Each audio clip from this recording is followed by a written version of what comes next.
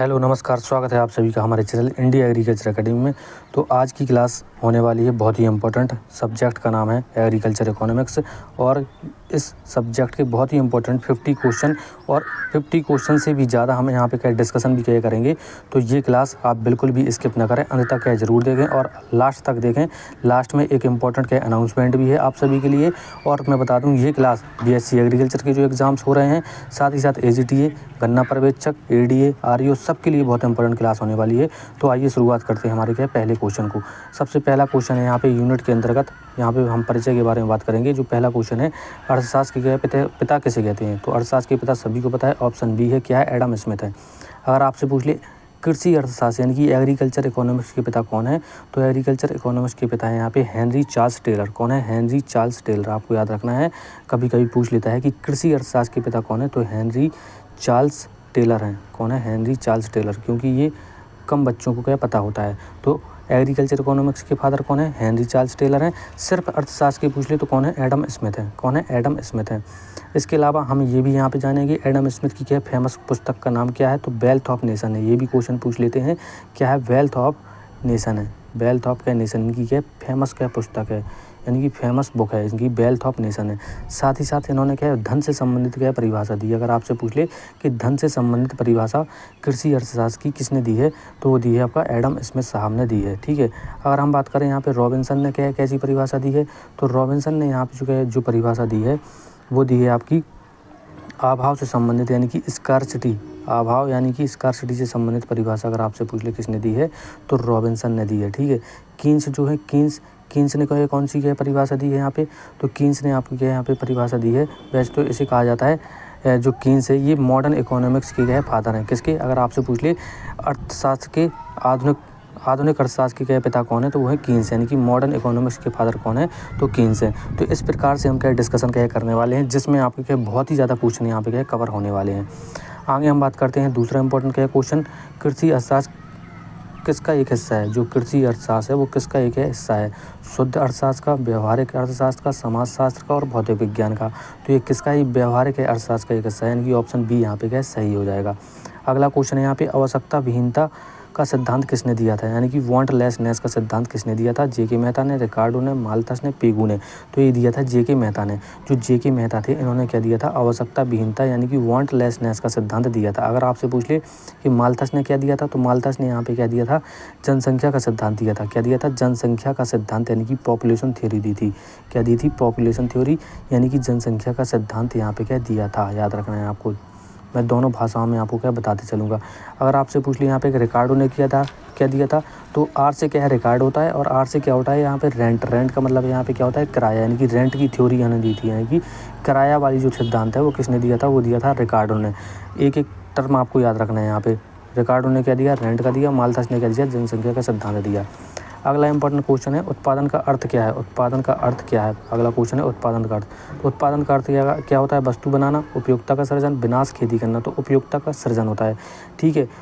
उत्पादन का क्या अर्थ होता है यहाँ पे, उपयोगिता का क्या करना, सृजन करना। एक होता है क्या, उपयोगिता का क्या विनाश करना। उपयोगिता का जब हम क्या विनाश करते हैं तो उसे हम क्या कहते हैं, उपभोग कहते हैं या कंजप्शन कहते हैं। उसे हम क्या कहते हैं, उपभोग कहते हैं, याद रखना है, उसे हम कहते हैं उपभोग। अगला क्वेश्चन है, पूंजी उत्पादन का कैसा साधन है। जो पूंजी होता है वो उत्पादन का कैसा साधन है, निष्क्रिय साधन है, सक्रिय साधन है, प्राकृतिक साधन है, अनिवार्य साधन है। तो आपको याद रखना है पहला ऑप्शन है कि निष्क्रिय साधन है। ठीक है। दो प्रकार के साधन होते हैं यहाँ पे, एक होता है क्या, एक साधन होता है यहाँ पे क्या सक्रिय साधन, और एक होता है क्या यहाँ पे निष्क्रिय साधन। एक क्या होता है, निष्क्रिय साधन, याद रखना है। दो प्रकार के साधन है यहाँ पे, एक होता है सक्रिय, एक होता है क्या निष्क्रिय। तो सक्रिय साधन में क्या आते हैं यहाँ पे, जैसे आपका क्या हो गया, लेबर हो गया, यानी कि श्रम हो गया। और निष्क्रिय साधन में क्या हो गया आपका, जैसे कि पूंजी हो गया। ठीक है। लेबर होता है, एक उद्यमी भी यहाँ पे आता है। ठीक है। यहाँ पे पूंजी आता है और क्या आता है आपका, भूमि भी आता है। ठीक है। तो याद रखना है कि निष्क्रिय साधन कौन कौन से है, पूंजी है और क्या है, भूमि है। सक्रिय साधन कौन सा है, लेबर है और क्या है, उद्यमी है। ठीक है। अगला इंपॉर्टेंट क्वेश्चन हम यहाँ पे क्या डिस्कस करने वाले हैं, यूनिट 2 में यहाँ पे है मांग, उपयोगिता और उत्पादन के नियम के बारे में है। तो यहाँ पे क्वेश्चन पहला है, सीमांत उपयोगिता यानी कि मार्जिनल यूटिलिटी शून्य होने पर कुल उपयोगिता क्या होती है, यानी कि जब अपना मार्जिनल यूटिलिटी का शून्य होगा तो जो कुल उपयोगिता है वो क्या हो जाएगी, अधिकतम हो जाएगी। क्या हो जाएगी, ऑप्शन बी यहाँ पे क्या राइट हो जाएगा, यानी कि अधिकतम हो जाएगी। ये क्या होता है, एक है ग्रोथ का कर्व होता है। ये मैंने एक वीडियो में डिस्कस किया है, जो लास्ट में आपको क्या लिंक यहाँ पे क्या वीडियो मिल जाएगी, उसमें आप यहाँ पे ग्रोथ कर्व को अच्छे से क्या समझ सकते हैं। वहाँ से भी क्या क्वेश्चन बनते हैं, कॉम्पिटिटिव एग्जाम में आते हैं और आपकी बीएससी में भी आते हैं। ठीक है, तो आप वहाँ से यहाँ पे क्या देख सकते हैं क्वेश्चन। लास्ट में आपको यहाँ वीडियो का लिंक यहाँ पे स्क्रीन में ही आपको क्या दे दूँगा। अगला क्वेश्चन है, मांग का नियम क्या बताता है। मांग का नियम कह रहे हैं कि मांग का नियम बताता है कि कीमत और मांग के बीच कैसा संबंध होता है। तो यहाँ पे क्या होता है, विपरीत संबंध होता है। कहने का आशय यह है कि जो मांग का नियम है, डिमांड का जो नियम है, डिमांड की जो क्या थ्योरी है, वो ये कहती है कि अगर मांग बढ़ेगी, अगर मांग बढ़ती है आपकी, तो कब बढ़ेगी मांग, अगर कीमत कम होगी। कीमत कम होगी, क्या है, कीमत कम होगी तो मांग क्या है, बढ़ेगी। सीधी बात है, अगर कीमत किसी वस्तु की कम है तो मांग उसी क्या है, बढ़ेगी। अगर क्या होगा, कीमत अगर क्या ज़्यादा होगी तो मांग क्या होगी, कम होगी। तो उल्टा संबंध होता है, यानी कि विपरीत संबंध होता है, आपको याद रखना है। अगला क्वेश्चन है, गिवन जो वस्तुएं होती हैं, गिवन वस्तुएं यानी कि गिवन गुड्स के मामले में वक्र कैसा होता है। गिवन वस्तुएं पहले आपको समझना है कि ऐसी वस्तुएं जिनके बिना हमारा गुजारा क्या है, नहीं हो पाना है। जैसे कि रोटी हो गया, जैसे कि क्या हो गया, चावल हो गया। ठीक है, तो गिवन वस्तुओं की कीमत चाहे जितनी बढ़ जाए, हमें क्या होगा, इनकी आवश्यकता क्या है, पड़ेगी ही पड़ेगी। ठीक है, तो वो पूछ रहे हैं क्वेश्चन कि गिवन वस्तुओं के मामले में वक्र कैसा होता है, नीचे झुकता है, ऊपर चढ़ता हुआ जाता है, क्षैतिज है, लंबवत है।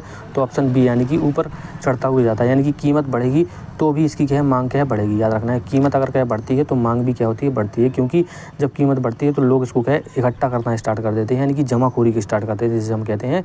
तो इसलिए गिवन जो वस्तुएं होती हैं उसमें क्या होता है, ऊपर की ओर क्या है, चढ़ता हुआ वक्र यहाँ पे क्या बनता है। अगला इंपॉर्टेंट क्या क्वेश्चन है, उत्पादन के कितने कारक होते हैं। अगला इंपॉर्टेंट है, उत्पादन के कितने कारक होते हैं।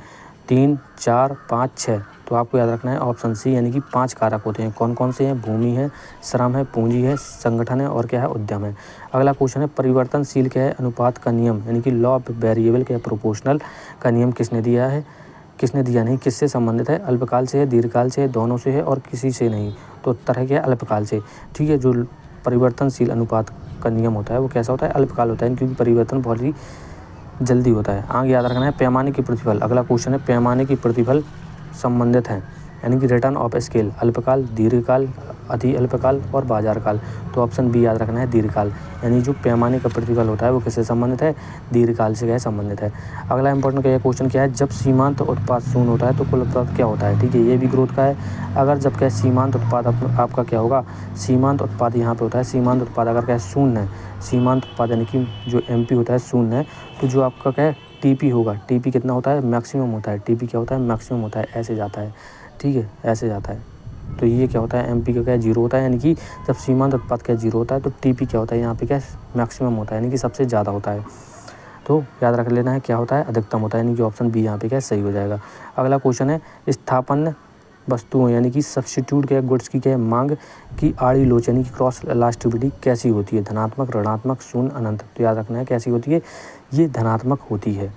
आगे हम बात करते हैं यहाँ पे यूनिट के सेकंड में बांटा गया है, लागत, बाजार और वितरण। इसके अंदर पहला है क्वेश्चन, पूर्ण प्रतियोगिता यानी कि परफेक्ट कंपटीशन में वस्तुएं कैसी होती हैं, अलग अलग, समरूप, बहुत महंगी और दुर्लभ। ठीक है, तो जब वस्तुएं क्या होती हैं, एक जैसी होती हैं तो वहाँ पे क्या होता है, बहुत ज़्यादा क्या कंपटीशन क्या देखने को मिलता है, यानी कि पूर्ण प्रतियोगिता होती है, यानी कि ऑप्शन बी यहाँ पे क्या हो जाएगा, सही हो जाएगा। अगला क्वेश्चन है, एकाधिकार यानी कि मोनोपोली में विक्रेताओं की संख्या कितनी होती है, 1 होती है, 2 होती है, बहुत अधिक होती है और सीमांत होती है। तो आपको याद रखना है 1 होती है, एक अधिकार मतलब 1, मोनोपोली। आपको यहाँ पे क्या है, मैं कुछ टर्म बताने वाला हूँ यहाँ पे, बहुत ही इंपॉर्टेंट है, आप लोग याद रखिए। पहला क्या है आपका, मोनोपोली। मोनो का मतलब क्या होता है, 1 होता है, और पॉली का मतलब क्या होता है बेचने वाला यानी कि विक्रेता। तो जब 1 होते हैं तो उसे हम क्या कहते हैं, मोनोपोली। जब 2 होते हैं, जब क्या होते हैं, 2 होते हैं तो उसे हम क्या कहते हैं, डुओपोली कहते हैं, उसे हम क्या कहते हैं, डुओपोली। याद रखना है, ठीक है। इसके बाद आपको और क्या याद रखना है, जब एक खरीदने वाला होता है, जब एक क्या खरीदने वाला होता है तो उसे कहते हैं मोनोपसोनी कहते हैं। ठीक है, कहते हैं मोनोपसोनी कहते हैं, याद रखना है। जब क्या होता है, एक खरीदने वाला होता है, क्या होता है, खरीदने वाला एक हो, याद रखना है, ये बेचने वाला होता है और ये क्या होता है, खरीदने वाला होता है। जब एक खरीदने वाला होता है तो उसे कहते हैं मोनोपसोनी कहते हैं, और जब 2 खरीदने वाले होते हैं तो उसे हम क्या कहते हैं, डुओपसोनी कहते हैं, उसे हम क्या कहते हैं, डुओपसोनी कहते हैं, जब क्या 2 होते हैं। ठीक है, यहाँ पे थोड़ा सा आपको क्या समझना पड़ेगा, यहाँ पे मेरा क्या है जो स्टाइल है वो क्या ख़राब हो चुका है, मैं हाथ से क्या काम चला रहा हूँ, यानी कि उंगली से काम चला रहा हूँ। तो यहाँ पे जब क्या 2 खरीदने वाले होते हैं तो उसे हम क्या कहते हैं, डुओपसोनी कहते हैं। ठीक है। इसके अलावा अगर आपसे पूछ ले कि अगर ख़रीदने वाले के बहुत ज़्यादा हैं तो उसे हम क्या कहेंगे, उसे हम कहेंगे अगर ख़रीदने वाले के काफ़ी संख्या में हैं, अगर ख़रीदने वाले के काफ़ी संख्या में हैं और बेचने वाले भी क्या काफ़ी संख्या में हैं, ठीक है, तो उसे हम क्या कहते हैं, क्या मोनोपोलिस्टिक कहते हैं। क्या कहते हैं, मोनोपोलिस्टिक कहते हैं, याद रखना, उसे हम क्या कहते हैं, मोनोपोलिस्टिक कहते हैं। अगर आपसे पूछ ले कि बेचने वाले के कुछ संख्या में यानी कि फ्यू नंबर ऑफ क्या सेलर हैं, तो उसे हम क्या कह देंगे, उसे हम कहेंगे ओलिगोपॉली कहेंगे, यानी कि फ्यू सेलर हैं अगर, तो उसे हम क्या कहेंगे, ओलिगोपॉली करेंगे। यानी कि जब बेचने वाले क्या है कुछ संख्या में अगर पूछ ले, वो ये ना बताए एक हैं दो हैं, कुछ संख्या में पूछे तो उसे हम क्या कहते हैं, ओलिगोपॉली कहते हैं, ठीक है। तो यहाँ इससे बाहर इससे क्वेश्चन क्या नहीं जाएगा। आगे हम बात करने वाले हैं अगले क्वेश्चन का। अगला क्वेश्चन है, किस बाजार में विज्ञापन लागत यानी कि सेलिंग कॉस्ट क्या है सबसे अधिक होता है, यानी कि विज्ञापन लागत सबसे अधिक होती है किस प्रकार के बाजार में, पूर्ण प्रतियोगिता में, एकाधिकारत्मक प्रतियोगिता में, एकाधिकार में और पूर्ण बाजार में। तो आपको याद रखना है ऑप्शन बी यहाँ पे क्या सही है, यानी कि जो एकाधिकारत्मकता जो प्रतियोगिता वाले बाजार होते हैं वहाँ पे जो क्या विज्ञापन लागत जो होती है वो सबसे ज़्यादा होती है। अगला क्वेश्चन है, औसत लागत यानी कि जो आपका एवरेज का कॉस्ट का वक्र कैसा होता है, एल आकार का, यू आकार का, सीधा या गोल, याद रखना है यू आकार का होता है वक्र, इसका कुछ इस तरीके से क्या बनता है। अगला इंपॉर्टेंट क्या क्वेश्चन है यहाँ पे, लगान की आत्म के सिद्धांत के अनुसार लगान क्या मिलता है, लगान कहाँ मिलता है, केवल भूमि पर, श्रम पर, उत्पादन के सभी साधनों पर, केवल क्या पूंजी पर। ऑप्शन क्या सी यहाँ पे सही है, उत्पादन के जितने भी साधन होते हैं सभी पर आपको क्या मिलता है, लगान मिलता है। उत्पादन के कितने साधन हैं, तो 5 साधन है, अभी पहले हम क्या डिस्कस कर चुके हैं। अगला क्वेश्चन है, ब्याज का तरलता अधिमान का सिद्धांत यानी लिक्विडिटी प्रेफरेंस थ्योरी क्या है, किसने दी है, मार्शल ने, कीन्स ने, वाकर्थ ने, नाइट ने। ऑप्शन बी यहाँ पे क्या सही हो जाएगा, किसने दिया है, ये दिया है कीन्स ने दिया है, ठीक है। अगर आपसे पूछ ले मार्शल ने क्या दिया है, दिया है तो इन्होंने क्या दिया है, भलाई से संबंधित यहाँ पे क्या दिया है इन्होंने, जो परिभाषा है इकोनॉमिक्स की यानी कि अर्थशास्त्र की दी है, भलाई से संबंधित यानी कि वेलफेयर से संबंधित। किससे, वेलफेयर का मतलब क्या होता है, भलाई होता है। तो भलाई से संबंधित परिभाषा किसने दी है, मार्शल साहब ने क्या दी है, ठीक है। अगर आपसे पूछ ले बॉलकर ने क्या दिया है, तो बॉलकर ने यहाँ पे क्या दिया है आपका थ्योरी ऑफ इन्होंने क्या दी है, theory of rent of profit, याद रखना है। थ्योरी ऑफ रेंट तो रिकॉर्ड ने दी है, लेकिन प्रॉफिट से संबंधित थ्योरी किसने दी है, तो वो आपका किसने दी है, वॉलकर ने दी है। किसने दी है, वॉलकर ने दी है, ठीक है, थोड़ा सा अंतर है। अगला क्वेश्चन याद रखना है, लाभ किसका प्रतिफल होता है, जोखिम उठाने का, काम करने का, बचत का, आदर का। तो पहला ऑप्शन सही हो जाएगा, जोखिम उठाने का। अगला क्वेश्चन है, श्रम की मांग क्या कहलाती है, प्रत्यक्ष मांग, व्युत्पन्न मांग, संयुक्त मांग, कोई नहीं। तो श्रम की जो मांग क्या कहलाती है, वो कहलाती है व्युत्पन्न मांग कहलाती है, यानी कि ड्राइव्ड क्या डिमांड कहलाती है। अगला इंपॉर्टेंट क्या क्वेश्चन है, यूनिट क्या है 4 के अंतर्गत। पहला क्वेश्चन है, भारत में राष्ट्रीय आय की गणना कौन करता है, RBI, नीति आयोग, CSO यानी कि सेंट्रल क्या स्टैटिकल ऑर्गेनाइजेशन, और क्या अब जिसका नाम क्या हो गया, इस नेशनल स्टैटिकल ऑर्गेनाइजेशन भी हो गया है, या वित्त मंत्रालय। तो यही करता है, यानी कि जिसे हम हिंदी में क्या कहते हैं, केंद्रीय सांख्यिकीय संगठन या केंद्रीय सांख्यिकी जो आयोग होता है वो आपको क्या करता है, ठीक है। अगला क्वेश्चन है, GDP का पूरा नाम क्या होता है, तो ये तो सभी को पता होना चाहिए। GDP का पूरा नाम क्या होता है, ग्रॉस क्या डोमेस्टिक प्रोडक्ट होता है। ऑप्शन क्या है, ये यहाँ पे क्या सही हो जाएगा, ऑप्शन ये यहाँ पे सही हो जाएगा, ग्रॉस डोमेस्टिक है प्रोडक्ट। अगला क्वेश्चन है, माल्थस के अनुसार क्या जनसंख्या किस दर से बढ़ती है। माल्थस ने कह रहे हैं कि किस दर से यहाँ पे क्या बढ़ रही है जनसंख्या, बढ़ती है, ज्यामिति, स्थिर और क्या गिरती हुई। तो ऑप्शन बी यानी कि ज्यामिति यानी कि जियोमेट्रिक तरीके से यहाँ पे क्या बढ़ती है। अगला क्वेश्चन है, वस्तु विनिमय यानी बार्टर सिस्टम का अर्थ क्या होता है, वस्तु के बदले पैसा, वस्तु के बदले वस्तु, मुफ्त वितरण, सोने का व्यापार। तो बार्टर सिस्टम यानी कि वस्तु विनिमय का मतलब क्या होता है, ऑप्शन बी यहाँ पे सही हो जाए, यानी कि वस्तु के बदले हम क्या करते हैं, वस्तु को लेते हैं, एक वस्तु को देते हैं और दूसरे वस्तु को हम क्या करते हैं, यहाँ पे क्या लेते हैं। अगला क्वेश्चन है, केंद्रीय बैंक कौन सा है, SBI, PNB, RBI और ICICI। तो भारत का केंद्रीय बैंक कौन सा है, RBI है, यानी कि एक ऐसा बैंक जहाँ पे हम क्या खाता नहीं खुला सकते हैं। बाकी आपको पता होगा SBI में हम खाता खुला सकते हैं, PNB में खाता खुला सकते हैं और ICICI बैंक में भी हम खाता खुला सकते हैं। तो याद रखना है कि केंद्रीय बैंक कौन सा है, RBI है। कौन सा है, RBI है, जिसकी स्थापना कब हुई थी, 1935 में हुई थी, 1 अप्रैल 1935 में हुई थी। अगर आपसे पूछ ले SBI की स्थापना कब हुई थी, SBI की स्थापना हुई थी आपके जो SBI जिसमें हम क्या खाता खुलाने जाते हैं, इसकी स्थापना हुई थी 1965 में, याद रखना है 1965 में हुई थी। अगला क्वेश्चन है, मुद्रास्फीति। अगला क्वेश्चन बहुत इंपॉर्टेंट है, मुद्रास्फीति के दौरान क्या होता है, यानी कि जब मुद्रास्फीति यानी इन्फ्लेशन बढ़ता है तो क्या बढ़ता है, कीमतें गिरती हैं कि बढ़ती हैं, कि मुद्रा पर मूल्य बढ़ता है, कोई बदलाव नहीं होता है। तो ऑप्शन बी हो जाएगा, जब यानी कि महंगाई बढ़ेगी तो कीमत बढ़ती है, उसी को हम क्या कहते हैं, इन्फ्लेशन, महंगाई या मुद्रास्फीति कहते हैं, यानी कि कीमतें क्या बढ़ती हैं। अगला क्वेश्चन है, अप्रत्यक्ष कर यानी इनडायरेक्ट क्या कर का उदाहरण क्या है, तो आयकर है, GST है, निगम कर है और संपत्ति कर है। ऑप्शन बी यहाँ पे क्या सही हो जाएगा, यानी कि जीएसटी। जो हम क्या किसी भी वस्तु को खरीदते हैं, किसी भी जब हम वस्तु को खरीदते हैं, कोई भी साबुन खरीदते हैं, कोई भी चीज़ खरीदते हैं, तो उसमें क्या जीएसटी ऑलरेडी क्या जुड़ा रहता है और ये हमें क्या पता भी नहीं चलता है। तो इसे हम क्या कहते हैं, अप्रत्यक्ष क्या कर कहते हैं, ठीक है। यानी कि इनडायरेक्ट तरीके से हमसे क्या टैक्स लिया जा रहा है। जो आयकर है जिसे हम इनकम टैक्स कहते हैं, ये सब सारे के सारे क्या होते हैं, ये क्या डायरेक्ट होते हैं। आयकर हो गया, निगम कर हो गया, संपत्ति कर, ये क्या होते हैं डायरेक्ट, याद रखना है। अगर डायरेक्ट पूछ ले तो आयकर है, निगम कर है और संपत्ति कर है। इनडायरेक्ट कौन सा है, जीएसटी है, ठीक है। अगला क्वेश्चन है, कृषि वित्त के लिए शीर्ष संस्था कौन सी है, यानी एग्रीकल्चर फाइनेंस के लिए शीर्ष संस्था कौन सी है। आरबीआई है, नाबार्ड है, सिडबी है या सेबी है। तो याद रखना है, कृषि के लिए जो ऋण की शीर्ष संस्था कौन सी होती है, नाबार्ड होती है। और नाबार्ड की स्थापना याद रखना है कब हुई थी, 12 जुलाई 1982, याद रखना है 12 जुलाई 1982 को हुई थी नाबार्ड की स्थापना। और अगर आपसे क्वेश्चन पूछ ले नाबार्ड से, तो नाबार्ड का मुख्यालय कहाँ पे है, हेडक्वार्टर कहाँ पे है, तो मुंबई में है। कहाँ पे है, मुंबई महाराष्ट्र में है, ठीक है। और अगर आपसे पूछ ले इसके लिए कमेटी कौन सी थी, तो याद रखना है सेवारमन कमेटी थी। कौन सी थी, सेवारमन कमेटी थी। नाबार्ड की जब स्थापना हुई तो कौन सी कमेटी थी, सेवारमन कमेटी थी। अगला क्वेश्चन है यहाँ पे, घाटे की क्या वित्त व्यवस्था। अगला क्वेश्चन है, घाटे की क्या वित्त व्यवस्था से क्या बढ़ता है, बेरोजगारी, मुद्रा आपूर्ति, मंदी और बचत। तो ऑप्शन बी यहाँ पे सही हो जाएगा, क्या हो जाएगा, मुद्रा आपूर्ति यहाँ पे हो जाएगा। अगला क्वेश्चन है यहाँ पे, मिश्रित अर्थव्यवस्था का क्या अर्थ है। मिश्रित अर्थव्यवस्था जो है उसका अर्थ क्या होता है, केवल कृषि, सार्वजनिक और निजी क्षेत्र का सहअस्तित्व, केवल निजी क्षेत्र और भारी। तो मिश्रित का मतलब क्या होता है, जब दो चीज़ यानी कि सार्वजनिक और निजी क्षेत्र, यानी कि ऑप्शन बी यहाँ पे क्या सही हो जाएगा, यानी कि जब इसमें सार्वजनिक भी होते हैं और निजी क्षेत्र भी यहाँ पे होते हैं।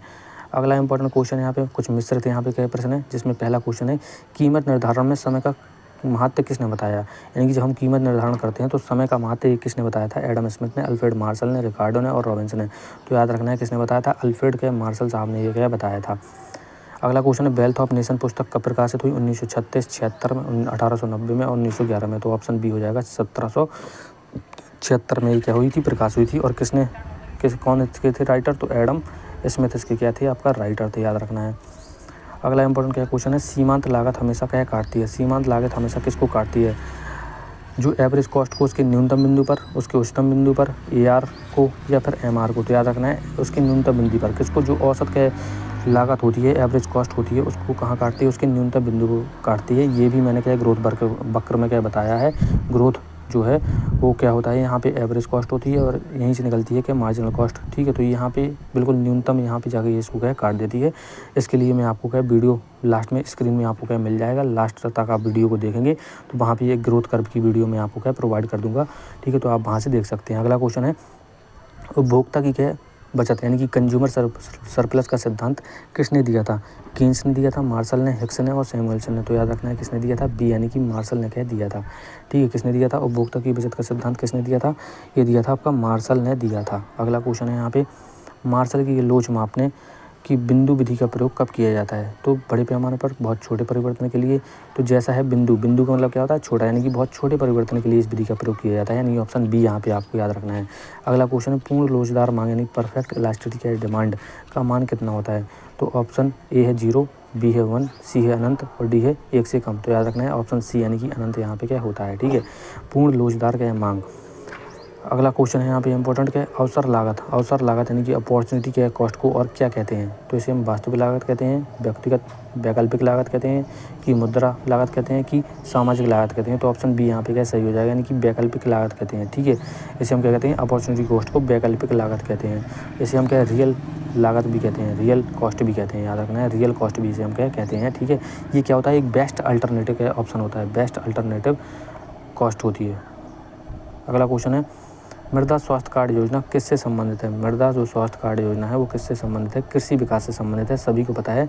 इसकी 2015 में ये क्या आई थी, कब आई थी, 2015 में आई थी। कहाँ से आई थी, सूरतगढ़ का राजस्थान से आई थी, याद रख लेना। सूरतगढ़ का राजस्थान से प्रधानमंत्री के नरेंद्र मोदी जी के द्वारा इसका क्या उद्घाटन क्या किया गया था। और अगर आपसे पूछ ले इसमें कितने पैरामीटर हैं, तो 12 पैरामीटर इसमें क्या होते हैं और कृषि विकास से क्या संबंधित है।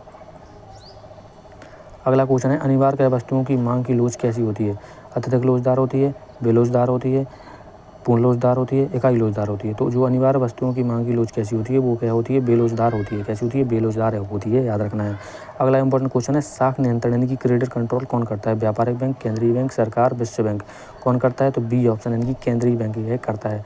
जनसंख्या का अनुकूलतम सिद्धांत किसने दिया है? अगला क्वेश्चन है, जनसंख्या का अनुकूलतम सिद्धांत किसने दिया है? माल्थस ने, एडवर्ड वेस्ट, डाल्टन ने, रिकार्डो ने, कीन्स ने। तो याद रखना है, अनुकूलतम सिद्धांत की बात हो रही है जनसंख्या की, एडवर्ड वेस्ट और क्या डाल्टन ने दिया था। अगर आपसे पूछ लेता है यहाँ पे जनसंख्या का सिद्धांत किसने दिया है, तो मैं ऑलरेडी बता चुका हूँ किसने दिया है, माल्थस ने दिया है। ठीक है, जो ऑप्शन पहला है माल्थस ने दिया है। लेकिन इसमें क्या पूछा गया है, अनुकूलतम सिद्धांत। तो आप क्वेश्चन को ध्यान से पढ़ना है। अनुकूलतम सिद्धांत किसने दिया है? तो एडवर्ड और किसने दिया है? आपका डाल्टन ने क्या दिया है, यानी कि ऑप्शन क्या 20 का हो जाएगा।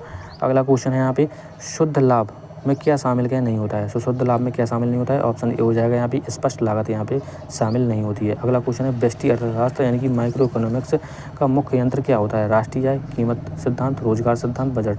तो ऑप्शन क्या हो जाएगा, कीमत सिद्धांत, यानी कि इसे प्राइस थ्योरी भी कहते हैं, इंग्लिश में क्या कहते हैं इसे, प्राइस क्या थ्योरी भी कहते हैं। ठीक है, माइक्रो इकोनॉमिक्स में। और मैं आपको बता दूं तो ये इसमें क्या होता है, किसी भी एक इंडिविजुअल यानी कि किसी भी व्यक्तित्व का की जो आय होती है, उसका जो अर्थशास्त्र होता है, उसके बारे में यहाँ पे क्या अध्ययन किया जाता है, उसे इसलिए इसे हम क्या कहते हैं, माइक्रो इकोनॉमिक्स कहते हैं। और जब पूरी समष्टि के बारे में अध्ययन किया जाता है तो उसे हम क्या कहते हैं, मैक्रो इकोनॉमिक्स की कहते हैं। जैसे कि अगला क्वेश्चन है, समष्टि अर्थशास्त्र में किसका अध्ययन किया जाता है? तो इसमें हम क्या करते हैं, पूरी अर्थव्यवस्था का अध्ययन करते हैं, कि ऑप्शन सी यहाँ पे क्या सही हो जाएगा। अगला क्वेश्चन है यहाँ पे, उत्पादन का सबसे गतिशील क्या है कारक कौन सा है? उत्पादन का सबसे गतिशील कारक कौन सा होता है? तो सभी को पता है कि पूंजी सबसे तेज़ी से क्या गति करती है, आज यहाँ है तो कल का है वहाँ है। अगला इंपॉर्टेंट क्वेश्चन है, वैट यानी कि वैल्यू एडेड टैक्स सबसे पहले कहाँ लागू हुआ था? तो ऑप्शन बी हो जाएगा, क्या हो जाएगा, फ्रांस में यह लागू हुआ था। अगला क्वेश्चन है यहाँ पे, नगद आरक्षित के अनुपात यानी कि CRR में वृद्धि से क्या होता है? साख बढ़ती है, साख कम होती है, कोई प्रभाव नहीं पड़ता है, और ब्याज दर गिरती है। तो ऑप्शन बी हो जाएगा यहाँ पे, क्या साख कम होती है। नगद आरक्षित अनुपात में अगर वृद्धि हो रही है तो यहाँ पे जो साख है वो क्या होगी, यहाँ पे क्या कम होगी। अगला इंपॉर्टेंट क्या क्वेश्चन है यहाँ पे, क्या आर्थिक नियोजन का मुख्य विशेषता क्या है? आर्थिक नियोजन की मुख्य विशेषता क्या है? पूंजीवाद की है, समाजवाद की है, सामंतवाद की है, किसी से नहीं है। तो ऑप्शन बी यहाँ पे हो जाएगा, यानी कि समाजवाद की हो जाएगी। ठीक है, ये तो उन बच्चों के लिए, यानी कि जो बच्चे क्या है AGTA वाले हैं और किसके गणना पर्यवेक्षक वाले हैं, यानी कि AGTA वाले और गणना पर्यवेक्षक वालों के लिए यहाँ पे एक बेस्ट टेस्ट सीरीज़ यहाँ पे क्या बनाई गई है। पूरी तरह से आपके क्या सिलेबस के अकॉर्डिंग 10 फुल लेंथ टेस्ट हैं, जो हिंदी और इंग्लिश के दोनों भाषाओं में क्या होने वाले हैं। इसमें एग्रीकल्चर, UPG के, कंप्यूटर, इन सब सब्जेक्ट को क्या है कंप्लीट कराया गया है। और इसका जो प्राइस रखा गया है सिर्फ क्या 99 रुपये यहाँ पे क्या प्राइस रखा गया है। और अगर आपकी कोई भी क्वेरी होती है तो आप इस नंबर पर पूछ सकते हैं। इसके लिए मैं आपको वीडियो के डिस्क्रिप्शन में लिंक दे दूँगा, तो आप वहाँ से भी हमारा ऐप डाउनलोड कर सकते हैं, या डायरेक्ट चैट सीरीज़ पर क्या पहुँच सकते हैं। और कोई भी अगर आपका क्या डाउट होता है तो आप इस नंबर पर कॉल कर सकते हैं। और हमारे प्ले स्टोर में जाकर एग्रीकल्चर अकेडमी सर्च करके इस तरह का आपको क्या लोगो दिखाई देगा, उसको आप डाउनलोड करके और कोर्स वाले सेक्शन में जाके इस टेस्ट सीरीज़ को परचेज कर सकते हैं। आपकी यह तैयारी में बहुत ही ज़्यादा हेल्पफुल होगी। क्वेश्चन बहुत ही इंपॉर्टेंट है, तो आपके लिए ये टेस्ट सीरीज़ क्या होने वाली है। तो आप इस टेस्ट सीरीज़ को हमारे वीडियो के डिस्क्रिप्शन से बाई कर सकते हैं। मिलते हैं आपसे नेक्स्ट वीडियो में और भी ऐसे इंपॉर्टेंट क्या क्लासेस के लिए।